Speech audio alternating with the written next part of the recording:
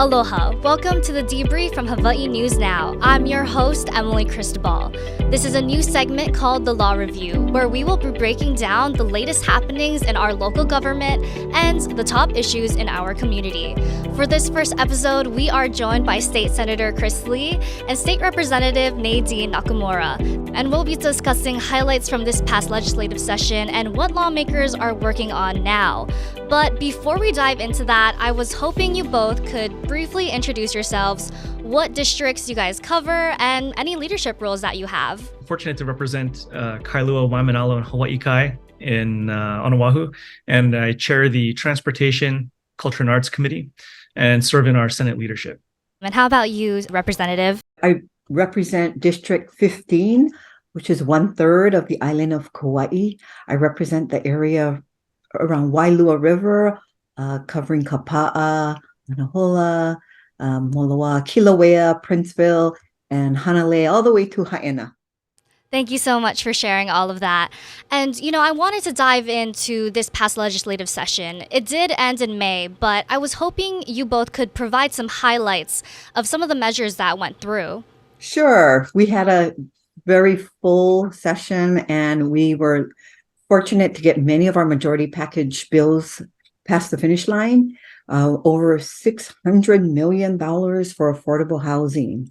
Really excited that we put funding into the rental housing revolving fund and the dwelling unit revolving fund.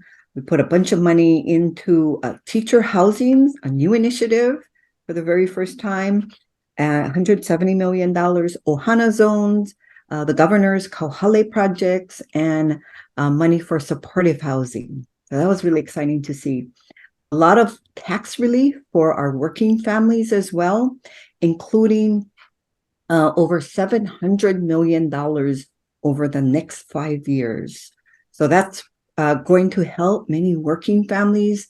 That will double the earned income tax credit, double the food excise tax credit, and quadruple the dependent care and child care credit.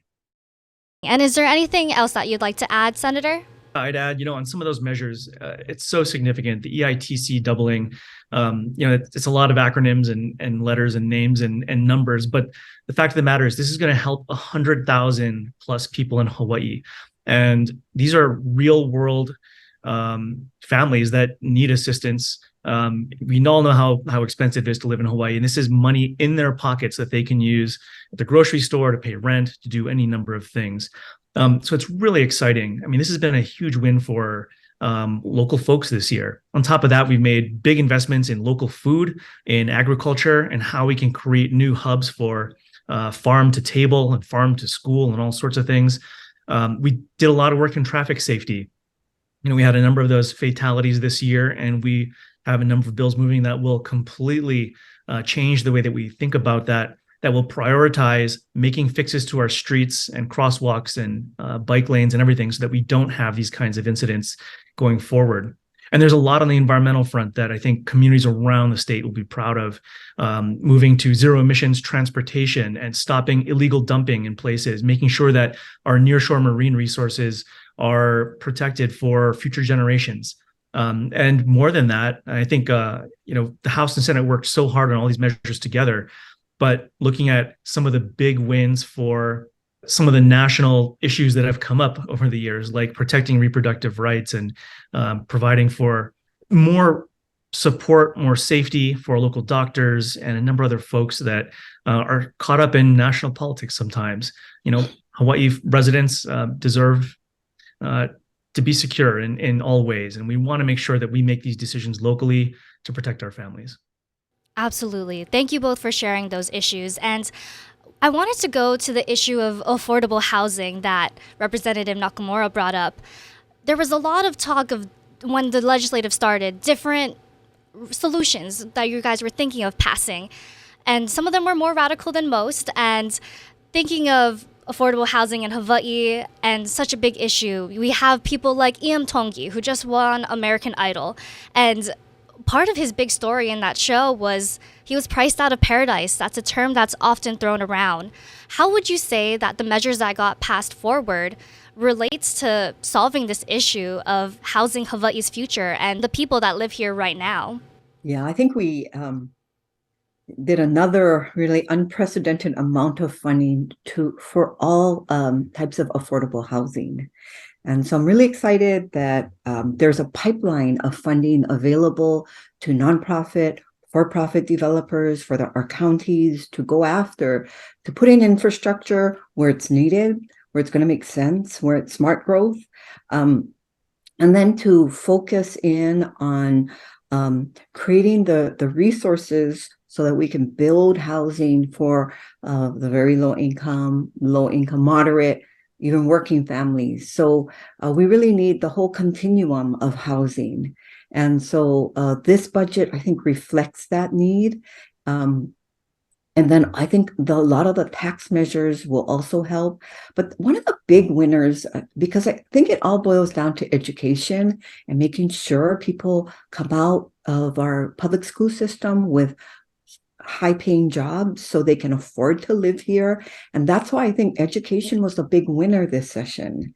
Not only did we create funding for affordable teacher housing, $170 million set aside throughout the state, we also increased the HSTA teacher package, salary package, where starting teachers will begin at $50,000. Right now it's $38,000. It goes up to $50,000, and then adjustments all along for those who've been there longer.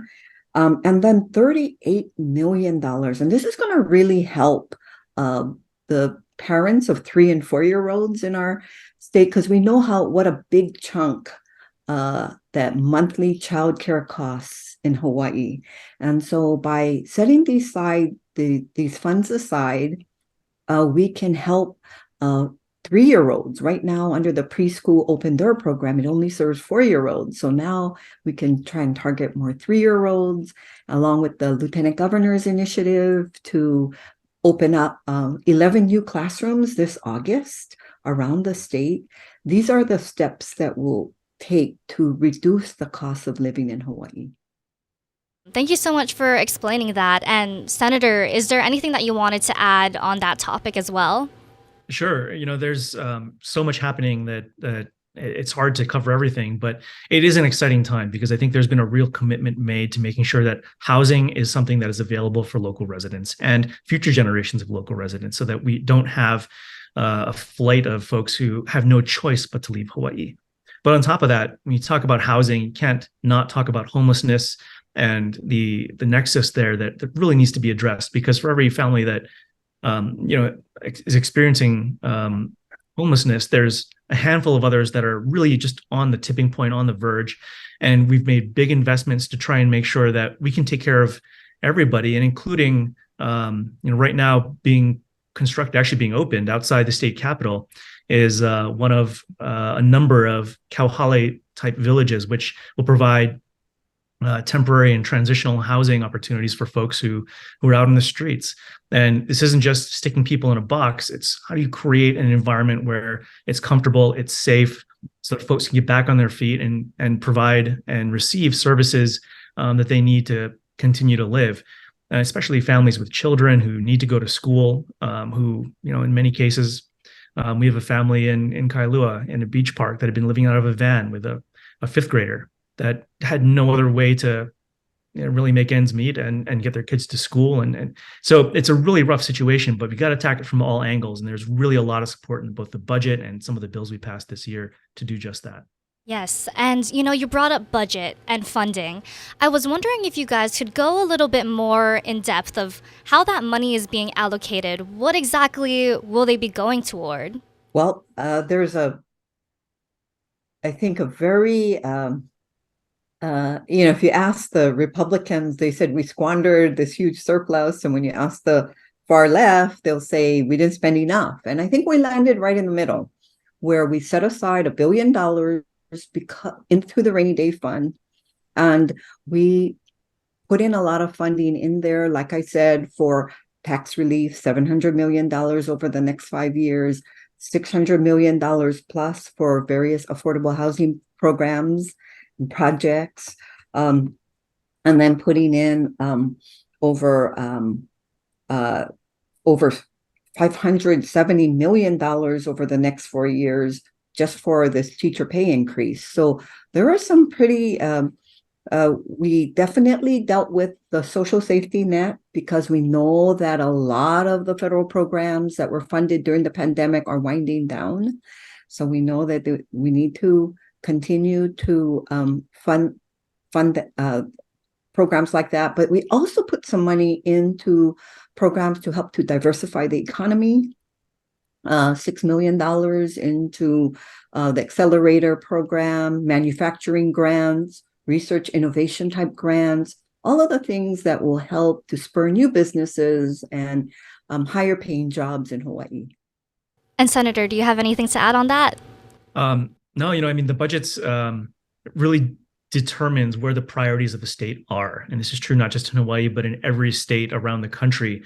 Your priorities are where you put your money, and that's something that I think we're seeing reflected, all the priorities that we're hearing about from our communities in the budget that's been passed. It's set up for how do we address problems today, and also how do we address problems that we know are right around the corner tomorrow, and make sure that we don't end up in situations like we did in 2009 and before that in prior recessions where the economy tightened and there was a recession, and all of a sudden we had no choice but to cut millions, tens of millions, hundreds of millions of dollars out of our budgets, which means real jobs that are lost. It means services the public depends on that go away. And often, a lot of these things are really impactful for somebody out there, and everybody loses. So we're trying to get ahead of the game this year to make sure that we're prepared. And at the same time, we're making real investments in local families, local jobs, our economy, our environment, and everything that we hold dear.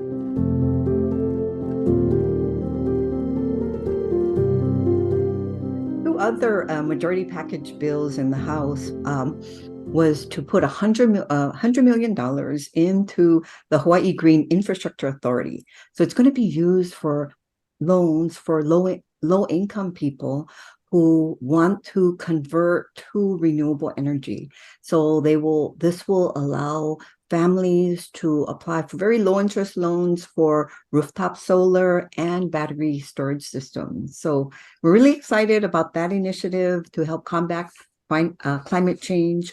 And we're also, the other real big winner in this year's budget is the natural environment. There's over $196 million to help Department of Land and Natural Resources improve our trails, improve our parks and coastal areas, our aquatic resources, our ocean and boating resources. These are divisions that have been underfunded in the past, and we did use a portion of our surplus to address some of the backlog of needs and equipment and positions as well, to help improve our natural environment, because really our environment is our economy, and the more we can do to improve our economy, our environment, both residents and our visitors will benefit. Thank you so much for bringing that up. I feel like talking about climate change and infrastructure is a really important topic, especially seeing the impacts that are already happening with coastal erosion, our roads, sinkholes, potholes, all of that. And I was wondering, what is this finding the balance of fixing the issues that are happening now, but also taking steps now to make sure that we have a future to keep having these roadways. I mean, a place that we often think about is on the North Shore or even on the Waianae Coast. These are the communities that could be potentially impacted from sea level rise, from coastal erosion. How do you find the balance of pushing measures regarding those issues and finding a way to, fix the problem now, but also help it so that it's not as bad as in the future? So, back in 2017, the legislature funded what at the time was the most detailed, high-level high resolution analysis of sea level rise of any community, any coastal region in the world. And that was here in Hawaii, looking at our own shoreline and what impacts we expect to have and what adaptation and changes we're going to have to make in our coastal areas. And what that found was we have billions, tens of billions of dollars of infrastructure that is probably going to have to change or move or be rebuilt along our coasts, roads, in some cases, other public facilities, schools, entire neighborhoods, right, where you're just going to have to change because ultimately we're going to see continual inundation at high tide. And we can't fix that all today. And we also can't afford, just as the state alone, to fix it all ourselves. So we're trying to figure out, how do we triage, right? How do we identify the areas first that need that kind of investment that we can plan for everywhere else and come up with new solutions? And this year we had a number of bills that start to look at how we address that. And every community is going to be different, and there's no one size fits all solution for everywhere throughout the state. But we know already there are projects in the pipeline to shift highways, to rebuild them at higher elevation or move them inland. In some cases, we had a discussion this year in a couple bills about what we do when homeowners or private property is being eroded by the ocean, right? Who ends up paying for that? Do property owners and those communities just lose that land? Do we have some sort of agreement where we can come together and the state or the counties could buy out those properties, turn them into, public parks and things like that? So there's a lot of that. That's going to be an ongoing conversation for many years. But we did make a couple huge strides this year on the climate front, because it's not just about adaptation. It's how do we plan for the future? And when we think about transportation, which is the majority of our emissions, our greenhouse gas emissions in Hawaii still, what do we do? And that's not an easy question to answer. But we did pass a bill which is going to make a big difference. And that's looking at how do we move to zero emissions ground transportation and partner with our airlines and our shipping companies to move to zero emissions there. And so we have a bill which will make Hawaii the first state to commit to that direction.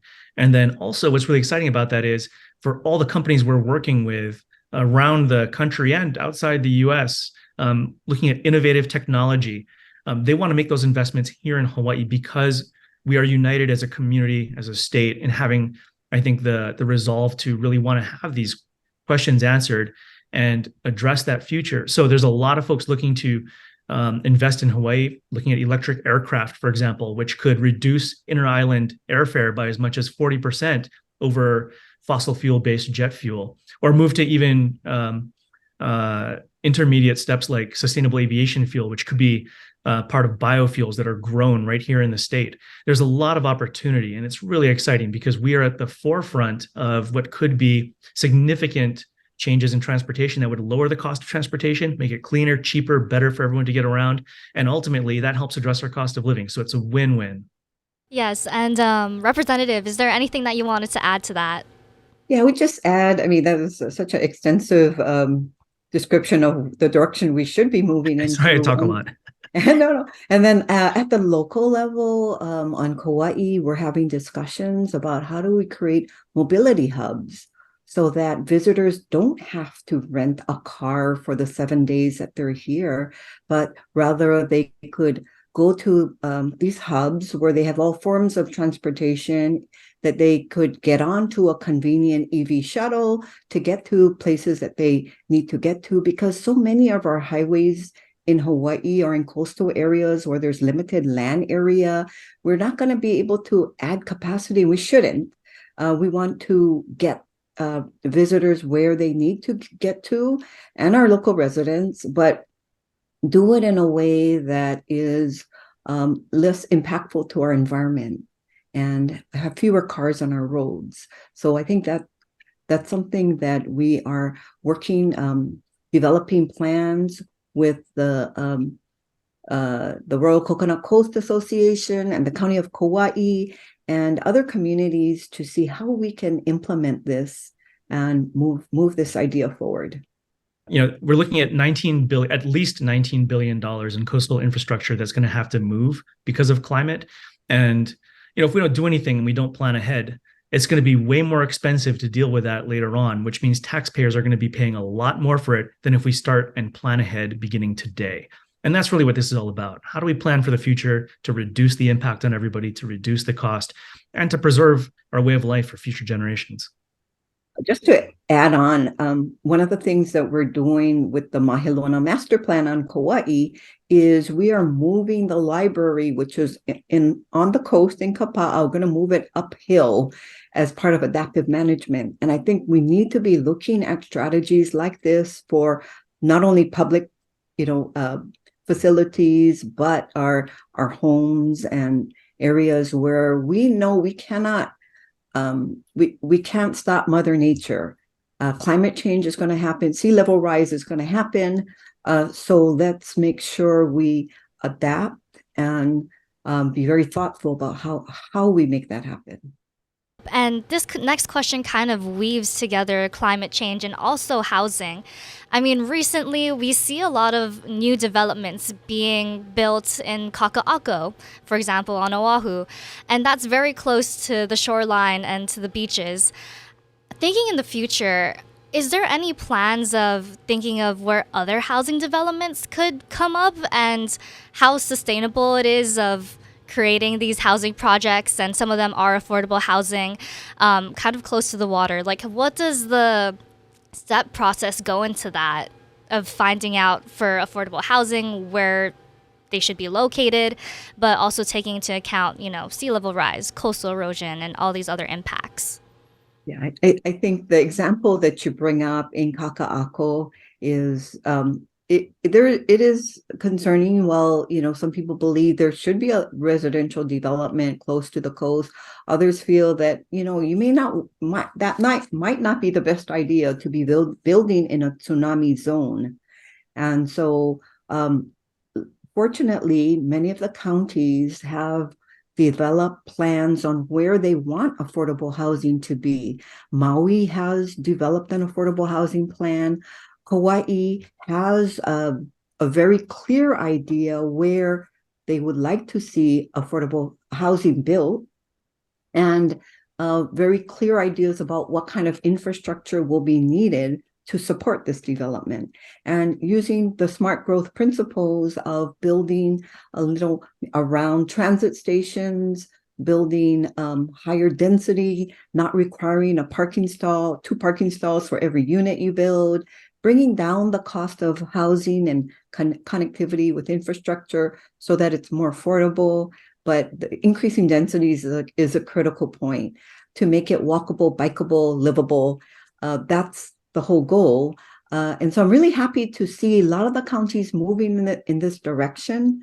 And I think for Honolulu, looking at the transit stations, and I know there's a lot more density planned around those stations, and that's what we should be looking at, targeting our infrastructure in those areas. I couldn't agree more. I think we've had a long history of building very low density subdivisions that sprawl out across our old ag lands, for example. And we only have so much land in Hawaii. We cannot keep doing that and expect to be able to continue building housing for everybody for the future. And on top of that, that's the most expensive kind of housing you can build, where you have to put in all the infrastructure, create a whole new community, build out single family homes that are typically well beyond the reach of folks growing up in Hawaii, like including me. And so being able to build a higher density stuff in the right places where you do have connectivity, like Nadine was talking about, so that you don't have to spend a bunch of money on a house and then have a car for every member of the family, which can drive up costs by as much as $8,000 to $13,000 per car per family per year. That is another big way to lower the cost of living and build out communities that are more livable and more friendly. So you don't have the kinds of highways that are running cars at 50 miles an hour right down streets in front of people's homes. So there's a lot of opportunity. I think we can do it right. Yes. Thank you so much for answering that question. And finally, although the legislative session is done, there is now an interim that you guys are in right now. What are some of the things that you hope to accomplish and work toward during this time?